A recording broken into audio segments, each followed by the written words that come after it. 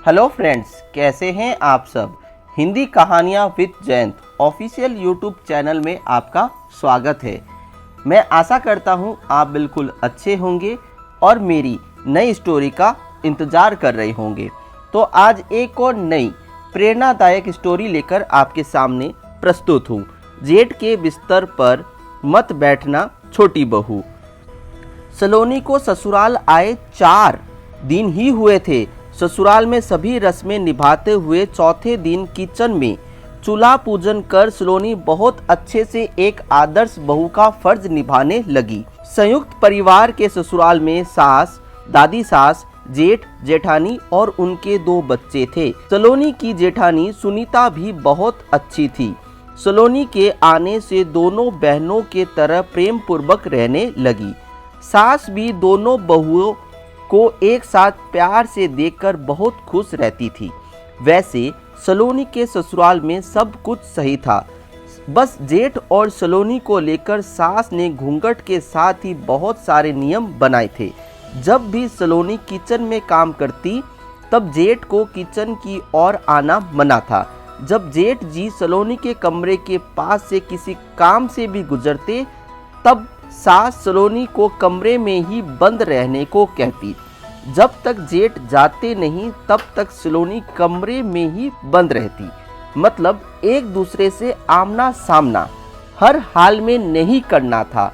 जेठ और छोटी बहू को अगर संयोग से आमना सामना हो भी गया तो दोनों को भागना पड़ जाता है। जेठ जी तो छलांग लगाकर भागते हैं और छोटी बहू बड़े बड़े कदम बढ़ाकर कई बार दोनों देवरानी जेठानी हंसती भी है। ते हैं अपने ही घर में दौड़ दौड़ कर कबड्डी खेलते हैं जेठ जी। इसी वजह से सास ने छोटी बहू की शादी के समय ही ऊपर के कमरे में शिफ्ट कर दिया था, पर किचन नीचे होने की वजह से सलोनी को बार बार किचन में आना पड़ता था और ज़्यादा से ज़्यादा समय किचन में ही बिताना पड़ता था। शादी के कुछ ही दिन हुए सलोनी ने जेठानी से कुछ पूछने के लिए उनके कमरे में गई। सलोनी को पहली बार कमरे में आए देखकर प्यार से हाथ पकड़कर बिस्तर में बैठा दी। इतने में दादी सास अचानक आकर जोर जोर से चिल्लाने लगी। तब तक सास भी आ गई। दोनों मिलकर सलोनी और सुनीता को खूब खरी खोटी सुनाने लगे। ये क्या छोटी बहू, तुम्हारे माँ बाप ने संस्कार नहीं सिखाए क्या? जेठ के बिस्तर में नहीं बैठते हैं और न ही जेठ के कमरे में आते हैं।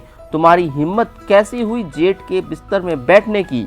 डर से सलोनी उठकर खड़ी हो गई। जैसे ही कुछ कहना चाही तब तक सुनीता ने भी दबे शब्दों में कहा, मम्मी जी मैंने ही बैठाया था। सलोनी को मेरे मायके में तो नहीं मानते हैं कोई ऐसे, बस जेठ के सामने सिर पर पल्लू रखते हैं। मेरे मायके में छोटी बहू, बाकी कमरे में और बिस्तर पर तो बैठते ही हैं वहाँ। दबे स्वर में सलोनी ने भी सुनीता के बातों से सहमति जताई, क्योंकि सलोनी के मायके में भी यह सब नहीं मानते थे कोई।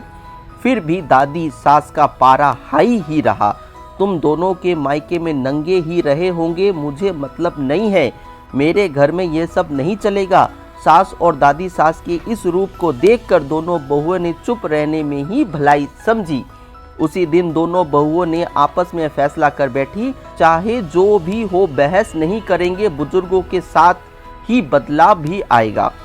इसी तरह अब सलोनी जेठानी के कमरे में भी सास और दादी सास से नज़र बचा कर ही जाती थी, क्योंकि सलोनी का कमरा तो ऊपर था और किचन में खड़ी खड़ी थक जाती थी। खाना पीना नहीं हो जाता सभी का, तब तक सुस्ताने या बैठने के लिए सुनीता अपने कमरे में ही ले जाती थी सलोनी को। अब कभी सुनीता के साथ सलोनी को कमरे में देख भी लेती, सास या दादी सास बक बक करके एक दिन गुस्सा दिखाकर खुद ही चुप हो जाती थी। दोनों बहुओं ने तो प्राण ही ले रखा था, चाहे जो बोले मुंह और कान बंद ही रखना है। सास दादी सास की सेवा सत्कार में कोई कमी नहीं करती थी दोनों बहुएं। एक दिन किचन से सलोनी काम कर रही थी, तभी जेठ ने अपने कमरे में कुछ काम कर रहे थे।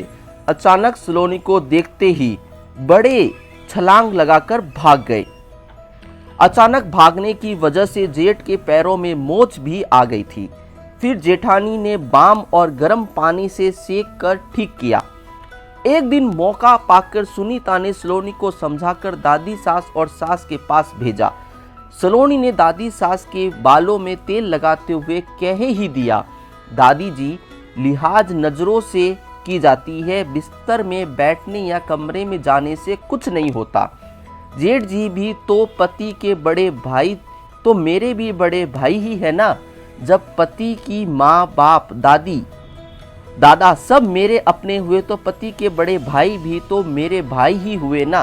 जब सुनीता दी मेरी बड़ी बहन जैसी है तो भैया जी मेरे बड़े भाई ही हुए ना। अगर मान के चलिए दादी माँ घर में कोई नहीं है तो आपकी छोटी बहू की तबीयत बहुत बिगड़ जाए, तब क्या भैया जी तो छोड़ देंगे ना लिहाज की वजह से मेरे को मरने के लिए, या फिर डॉक्टर के पास ले जाएंगे, या फिर भैया जी अगर खाना खा रहे हैं घर में कोई नहीं है और जोर से हिचकी आ गई, तब तो मैं परंपरा निभाने के चक्कर में पानी नहीं दूंगी उन्हें।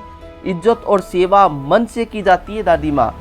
तभी जेठानी सुनीता ने भी कहा, सलोनी सही कह रही है माँ। दादी माँ अब देखिए न, इस भाग दौड़ने से आपके बेटे को चोट भी लगी है। घर में कबड्डी खेलते हैं जेठ बहू के पर्दे में। सास और दादी सास एक दूसरे का मुंह देखने लगी। दादी सास के चेहरे में फिक्र और चिंता की लकीरें साफ साफ दिख रही थी और सास की आंखों में अपने परिवार के लिए प्यार। उन्होंने दोनों बहुओं से कहा, जैसा ठीक लगे तुम दोनों को अपने हिसाब से मैनेज करो, पर हाँ मर्यादा में रहकर। दोनों बहुएं ने एक साथ जी मम्मी जी कहते हुए खुशी खुशी अपने कामों में लग गई। उस दिन के बाद से कभी भी जेठ के कमरे को लेकर कुछ नहीं कहा सास, और जेठ ने भी अपने ही घरों में कबड्डी खेलना मतलब दौड़ना छलांग लगाना बंद कर दिया। मर्यादा और इज्जत को बचाते हुए एक बड़े बदलाव के साथ घर से अजीब सोच हमेशा के लिए बाहर ही हो गया।